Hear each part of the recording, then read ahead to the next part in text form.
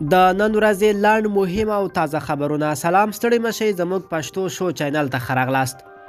د طالبانو ګواښ، د پوځ ډار او د پی ټی ایم اعتراض. د شمالي وزیرستان په سرحدي سیمو کې د پښتون ژغورنې غورځنګ ځینو غړو د پاکستان د پوځ پر ضد اعتراضیه غونډه کې ویلي دي چې یاد حکومت دی یا امنیت راولي او یا دې هم سیمه پرېږدي. پی ټی ایم د شمالي وزیرستان په شیوه میرالي او د تخیلو سیمو کې لاریونونه کړي او د پاکستان حکومت یې په یادو سیمو کې د ناامنیو مسؤل بللی دی. د غونډې ګډونوالو د پاکستان د پوځ خلاف شعارونه ورکول او ویل چې پوځ نشي کولای د دوی په سیمو کې د خلکو امنیت وساتي. په شمالي وزیرستان کې د پی ټی ایم له لوري د پوځ خلاف غونډه او لاریون په داسې حال کې کیږي چې 13 دوشنبه د شمالي وزیرستان په میرالي سیمه کې د آی اس آی له لوري 4 بېګناه نجونې وژل شوې وې. باید یاد شي چې په همدې سیمه کې 13 ورځ پاکستان پوځ خلکو ته خبرداری ورکړی و چې دوی نشي کولای امنیت یې وساتي او له نن وروسته دې خلک په خپل امنیت ته پام وکړي. پوځ دا کار د پاکستاني طالبانو د تحریک له خبرداری ډار وروسته ورکړی دی. افغان ځواکونو په غزني کې 32 طالبان وژلي. افغان ملي اردو ځواکونو د غزني په اندړ ولسوالۍ کې 32 طالبان وژلي او 10 نور ټپیان کړي دي.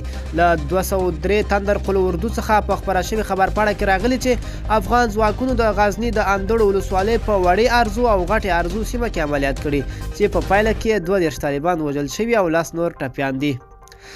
په خبرپاڼه کې د غراز راغلي چې د یادو عملیاتو په ترڅ کې د طالبانو یو له بمونو ډک موټر او یو شمېر وسلې او مهمات هم له منځه تللي. په یادو عملیاتو کې افغان ځواکونو ته کوم زیان نه دی رسېدلی. جوس ډانفورد: پاکستان او ایران تر اوسه طالبانو ته وسلې او انتحاري بمونه ورکوي.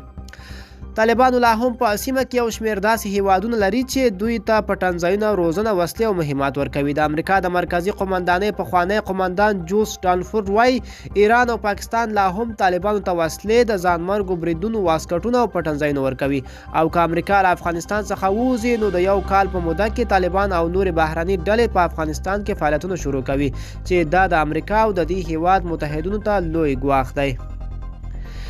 ولسمشر اشرف غني د غصب تاریخ نه لري او د دولتي املاکو هر غصب چې شوی د دین او د افغانستان د قوانینو پر اساس باید بیرته راوګرځول شي. غاصب د افغانستان د راتلونکو نسل غل دی او زه ورته په هیڅ صورت کې اجازه نه ورکوم. د مخابراتو او مالیاتي ټکنالوژۍ وزیره معصومه خاوري د کریډټ کارتونو د استعمال له درکه دولت خزانې ته 23.4 میلیارد افغانۍ جمع شوي دي او په وینا یې چې له کریډټ کارتونو څخه 10 سلنه اخیستونکي مالیه په سمه توګه مدیریت شي. د پاکستان لپاره د افغانستان ځانګړی استازی محمد عمر داوودزی پر افغان سولې د خبرو لپاره اسلام آباد ته تللی. ټاکل شوي چې نوموړی به د پاکستان د بهرنیو چارو وزیر ترڅنګ د پارلمان له مشر او یو شمېر نورو پاکستاني چارواکو سره هم وګوري او د سولې روان بهیر په اړه به خبرې ورسره وکړي. ملګرو، دا به زموږ چمتو شوی ویډیو د لا ښکلو ویډیوګانو لپاره زموږ پښتو شو چینل در سره سبسکرایب کړئ او تر بلې ویډیو ښې چارې.